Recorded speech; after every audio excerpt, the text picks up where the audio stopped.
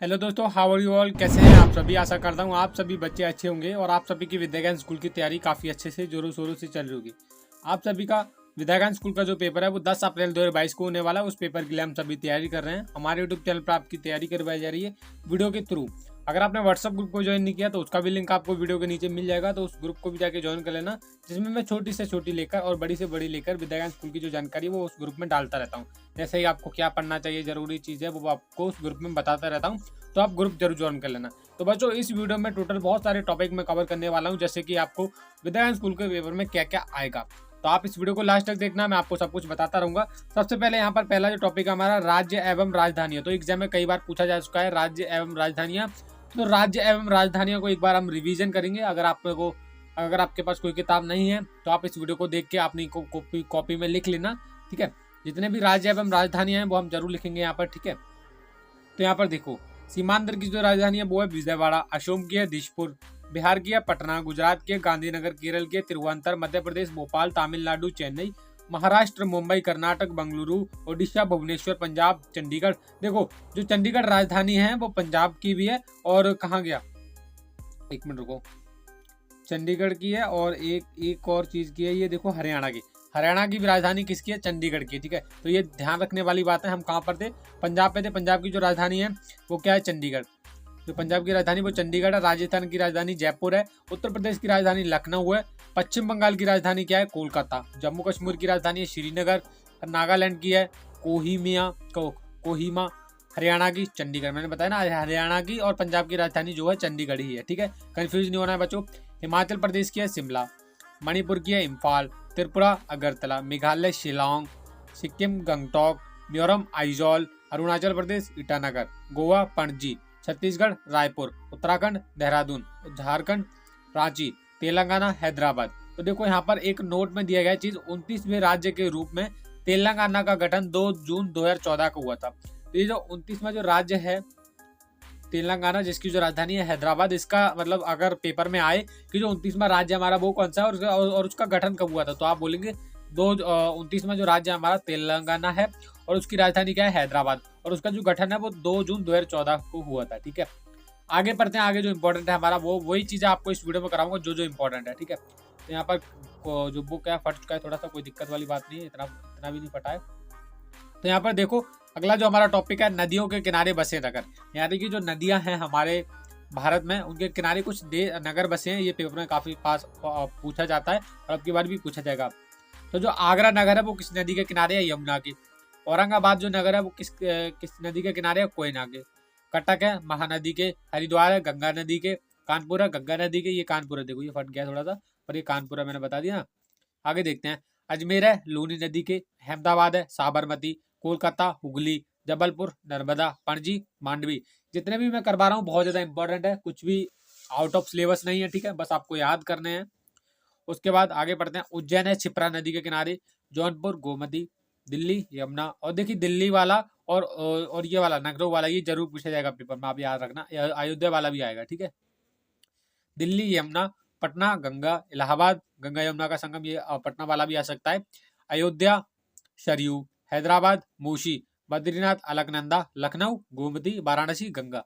तो ये था इंपॉर्टेंट, ठीक है। अब और भी इंपॉर्टेंट है, मैं आपको बताऊंगा, आगे कर लेता हूं मैं। सबसे पहले तो एक मिनट रुको, मुझे ढूंढ लेने दो। सबसे पहले जो जो पेपर में आता है मैं वही बता रहा हूँ, ठीक है। अब देखो, एक मिनट रुको, आ नहीं पा रहा है, सॉरी। मुझे कैमरा जूम आउट करना पड़ेगा थोड़ा सा, ठीक है। मैं इसको करता हूँ थोड़ा सा ऊपर। बहुत ज़्यादा दिक्कत उठानी पड़ती है हमको आपके वीडियो बनाने के लिए, ठीक है। पर क्या करें, आपका पेपर पास आ चुका है, वीडियो तो बनानी पड़ेंगे, ठीक है। अभी दिख नहीं रहा था, मैं फिर भी आपको ट्राई करता हूँ दिखाने का।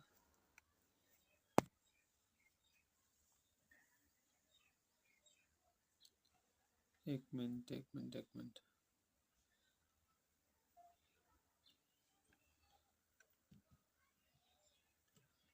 एक मिनट और रुक जाइए सभी लोग। जो ये सौर मंडल के बारे में, ठीक है, ये आपको अच्छे से दिखा दूं मैं। Okay okay. तो ये बहुत ज़्यादा जरूरी है बच्चों, सभी बच्चे ध्यान देना जो भी मैं करवाऊंगा, ठीक है। तो ये सौर मंडल के बारे में है, यानी कि हमारे अंतरिक्ष के बारे में। तो अंतरिक्ष के बारे में यहाँ पर कुछ क्वेश्चन है जो आपको करने बहुत ज़्यादा जरूरी है, ठीक है बच्चों। अब देखिए ये क्वेश्चन है, तो इसको हम करते हैं। हमारे अंतरिक्ष में सबसे बड़ा हम क्वेश्चन कैसे पूछा जाता है, अंतरिक्ष में सबसे बड़ा ग्रह कौन सा है, भोज का तारा किसे कहते हैं। तो इसी प्रकार से इसमें ये जो क्वेश्चन दिए गए हैं, ठीक है, आपको सभी को याद करने हैं। पहला पढ़ते हैं हम। सबसे बड़ा ग्रह बृहस्पति, सबसे छोटा ग्रह बुध, सब पृथ्वी का उपग्रह चंद्रमा, सूर्य के सबसे निकट ग्रह कौन सा, मतलब सबसे नजदीक है बुध, सूर्य के सबसे दूर स्थित ग्रह वरुण, पृथ्वी के सबसे निकट यानी कि हमारी धरती है, पृथ्वी है, अर्थ है, उसके जो सबसे मतलब पास में जो ग्रह है वो है शुक्र, ठीक है। आगे बढ़ते हैं। सबसे अधिक चमकीला ग्रह शुक्र, सबसे अधिक चमकीला तारा शायरस, सबसे अधिक उपग्रहों वाला ग्रह बृहस्पति, सबसे अधिक ठंडा ग्रह वरुण, सबसे अधिक भारी ग्रह बृहस्पति, रात्रि में लाल दिखाई देने वाला ग्रह आपको सभी को पता है मंगल कहते हैं इसको। सौर मंडल का सबसे बड़ा उपग्रह गैनीमेड, सौर मंडल का सबसे छोटा उपग्रह डीमोस, ये याद रखने हैं, दोनों बहुत ज्यादा इंपॉर्टेंट है, डीमोस और गैनीमेड, ठीक है। नीला ग्रह पृथ्वी को कहते हैं, भोर का तारा किसे कहते हैं, शुक्र को, सांझ का तारा किसे कहते हैं, शुक्र को, पृथ्वी की बहन कैसे कहते हैं, शुक्र को, सौंदर्य का देव किसे कहते हैं, शुक्र को, हरा ग्रह कैसे कहते हैं, वरुण को, विशाल लाल धब्बे वाला ग्रह कहते हैं वरुण को, सॉरी बृहस्पति को, ये तो आपको पता ही होगा। अब देखो आगे जो इंपॉर्टेंट चीज़ है वो भी मैं आपको बताऊंगा। सबसे पहले मुझे देख लेने दो क्या क्या आप सभी के लिए इंपॉर्टेंट जो मैंने टिकट लगा के रखा है आप सभी के लिए, ठीक है। जो भी इंपॉर्टेंट है मैं आपको करवा रहा हूँ, ठीक है, कुछ भी मिसिंग नहीं है। हाँ एक मिनट रुको, मैं इसको करता हूँ थोड़ा सही से, और let me show you what is it, ठीक है, एक मिनट रुको। तो ये है, ठीक है, भारत के राष्ट्रीय प्रतीक बहुत ज्यादा इंपॉर्टेंट है बच्चों, पेपर में हर बार पूछा जाता है। राष्ट्रीय ध्वज कौन सा है हमारा, तिरंगा। राष्ट्रीय चिन्ह, ये तो सभी जो भारत का निवासी है सभी को पता होना ही चाहिए, मैं आपको बता रहा हूँ, ठीक है, ये पेपर में आएगा, जरूर से आएगा, ठीक है। राष्ट्रीय ध्वज तिरंगा, राष्ट्रीय चिन्ह अशोक स्तंभ, राष्ट्रीय गान जनगणमन, राष्ट्रीय गान जनगणमन और राष्ट्रीय गीत वंदे मातरम है, ठीक है, याद रखना है।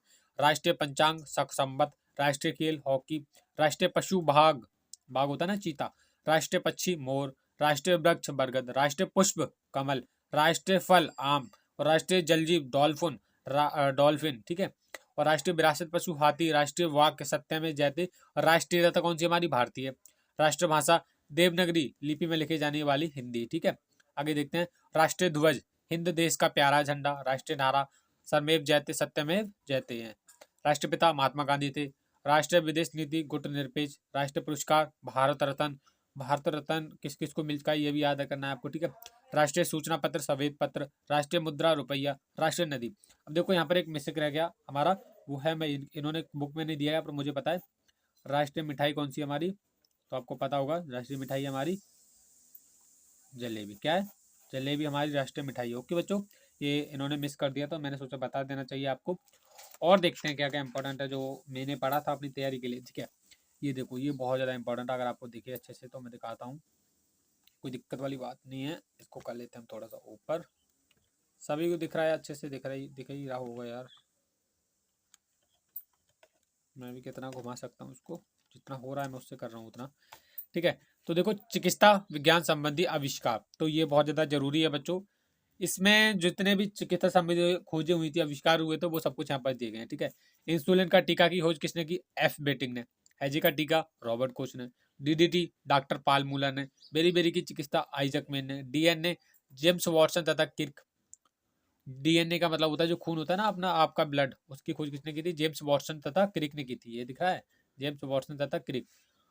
आगे देखते हैं। जेनेटिक कोड की खोज किसने की, हरगोविंद खुराना, जो कि इंडिया से ही थे, ठीक है।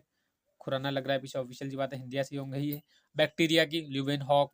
पेंसिलिन की सर अलेक्जेंडर फ्लेमिंग। रक्त परिवहन विलियम हार्वे। रक्त समूह कार्ल लैंडस्टीनर। होम्योपैथी की स्थापना हैनीमैन। विटामिन की फंक, देखिए विटामिन की जो खोज है, जितने भी विटामिन है, विटामिन की जो खोज है फंक ने की थी, और जो विटामिन अलग अलग भाग है जैसे विटामिन सी, उनकी अलग अलग लोगों ने की थी। जैसे कि विटामिन बी की बात करूं, मैक्लॉन ने की थी, विटामिन सी की एफ होलेस ने की थी, विटामिन डी की मैक्लॉन ने की थी, चेचक का टीका एडवर्ड जेनर, टीबी की चिकित्सा रॉबर्ट कोच, स्टेथोस्कोप रेने लेनिक, एंटीस्टेटिक द्वारा चिकित्सा लॉर्ड जोसेफ लिस्टर, हाइड्रोफोबिया की चिकित्सा लुई पास्चर, मलेरिया की चिकित्सा doctor Ronald Ross, antipolio vaccine doctor Jonas E Salk, और स्ट्रेपोटोमाइसिन वैक्सीन पेंसिलिन की खोज किसने की थी, अलेक्जेंडर फ्लेमिंग। तो पेंसिलिन आई थिंक यहाँ पर 2 बार आ चुका है, तो एक तो ये वाला है, इसको एक लिख देता हूँ मैं, और एक ये वाला है, दिख रहा है ना, अलेक्जेंडर फ्लेमिंग।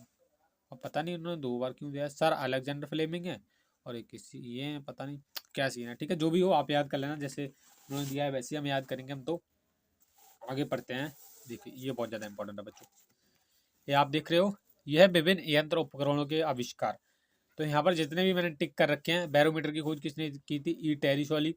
बाईसाइकिल की के मैकलोन, कंप्यूटर की चार्ल्स वेब, डीजल इंजन की रोडोल्फ डीजल, डायनोवो की हाइलोपिक। तो आपको ये सभी याद कर लेना है। आपका इसका फोटो ले लो, चाहे स्क्रीनशॉट ले लो, जितने भी मैं बता रहा हूँ आपको सभी इसका देखिए। मशीन गन की सर जेम्स पकल, पेपर की mulberry fibre, parachute Jean Pierre Blanchard, laser doctor Charles Townes, सौरमंडल की कोपरनिकस, ग्रहों की खोज किसने की थी ये भी करना है, केपलर, स्कूटर की जीप ब्राडसा, विद्युत तरंग हंटर्स ग्रोमोफोन। तो यहाँ पर बहुत बहुत इंपॉर्टेंट है। रेडियम की किसने की थी, मैडम कयूरी ने। तो टीवी वगैरह के सब कुछ, टेलीविजन वगैरह के कर लेना, ये सब कुछ कर लेना। ठीक है, तो कर लो, इसका स्क्रीनशॉट ले लो और देखते हैं और क्या क्या इंपॉर्टेंट है। तो ये तो मैं करवा ही चुका आपको, और अभी इंपॉर्टेंट बहुत कुछ इंपॉर्टेंट है बच्चों आप सभी को बताने के लिए। ये वीडियो तो छोटा पड़ जाएगा, इतना कुछ इंपॉर्टेंट है, आपको पढ़ना पड़ेगा सब। तो यहाँ पर देखिए, प्रमुख देशों के प्रमुख खेल, प्रमुख देशों के प्रमुख खेल हैं यहाँ पर। तो देखो, ये जितने भी इंडिया में जितने भी मतलब देश हैं, कंट्रीज हैं, उनके खेल यहाँ पर दिए गए हैं जो प्रमुख खेल हैं, मतलब उनके राष्ट्रीय खेल हैं। ठीक है, तो जो राष्ट्रीय खेल हैं वो हम तभी याद करेंगे। तो यहाँ पर देखिए, संयुक्त राज्य अमेरिका का जो राष्ट्रीय खेल है वो है बेसबॉल। इंग्लैंड का क्या है, क्रिकेट। पेपर में कैसे आएगा, पाकिस्तान का राष्ट्रीय खेल कौन सा है, तो पाकिस्तान का कौन सा है, हॉकी। तो देखो, संयुक्त राज्य अमेरिका का जो खेल है खेला जाता है बेसबॉल, इंग्लैंड का क्रिकेट, स्पेन का मानव युद्ध या फिर सांड युद्ध, Japan judo, Canada ice hockey, ice hockey मतलब बर्फ वाली हॉकी, ऑस्ट्रेलिया क्रिकेट, रूस फुटबॉल, मलेशिया बैडमिंटन, चीन टेबल टेनिस, भारत में भी हॉकी, पाकिस्तान में भी हॉकी। ठीक है, ब्राजील फुटबॉल। आगे ये भी इंपॉर्टेंट है, कितने खेलों में खेलों की संख्या, मतलब कि जो खेल खेले जाते हैं, जैसे कि क्रिकेट हो गया, उसमें कितने खिलाड़ी होते हैं। ठीक है, इस प्रकार से आपको क्वेश्चन पूछे जाते हैं। तो यहाँ पर देखिए, खेलों में प्रत्येक पक्ष के खिलाड़ियों की संख्या। ठीक है, तो यहाँ पर देखिए, बास्केटबॉल में 5 होते हैं खिलाड़ी, बैडमिंटन में 1 या 2, जिम्नास्टिक में 8, कबड्डी में 7, वॉलीबॉल में 6, वाटर पोलो में 7, हॉकी में 11, टेबल टेनिस में 1 या 2, रग्बी फुटबॉल में 15। और सबसे ज़्यादा अगर खिलाड़ी की बात की जाए तो वो रग्बी फुटबॉल में खेले जाते हैं। ठीक है, क्या है, रग्बी फुटबॉल, तो याद रखना है। क्रिकेट 11, लॉन टेनिस 1 या 2, खो खो 9, बेसबॉल 9, फुटबॉल 11। ठीक है बच्चों, अब देखो ये सब इंपॉर्टेंट था, इसके बाद कोई इंपॉर्टेंट नहीं है। और बहुत सारी इंपॉर्टेंट वीडियो आएंगे चैनल पर।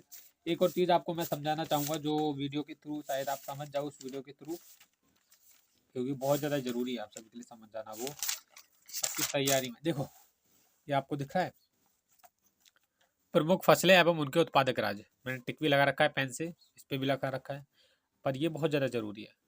ठीक है बच्चों, तो आपको याद करना है। देखो, जो चावल की जो खेती है सबसे ज़्यादा पश्चिम बंगाल में होती है, बिहार में होती है, मध्य प्रदेश में होती है। गेहूं की होती है, गेहूं की कहाँ पर होती है, उत्तर प्रदेश में होती है, पंजाब में होती है, मध्य प्रदेश में होती है। गन्ना की उत्तर प्रदेश, महाराष्ट्र, कर्नाटक, सबसे ज़्यादा ये खेती उत्पादक वाले राज्य हैं। तो आप सभी को याद करने हैं बच्चों। ठीक है, अगर मैं वीडियो के थ्रू समझाते रहा तो बहुत ज़्यादा टाइम भी लग जाएगा। ठीक है, आगे मैंने राजधानी बताई आपको, ये राजधानी बहुत ज़्यादा ज़रूरी है जो आपको याद करनी थी। बाकी ये नदियों के किनारे बसे नगर और मुख्य नदियाँ भी आपको याद करनी है। ओके, बहुत सब कुछ ज़रूरी है, तभी बच्चे समझ गए होंगे और अच्छा भी लगा होगा आपको वीडियो। आई होप सभी बच्चों को वीडियो अच्छा लगा होगा। वीडियो अच्छा लगा तो वीडियो को लाइक कर देना, चैनल को सब्सक्राइब कर देना ऐसी वीडियो देखने के लिए। Thanks for watching this video.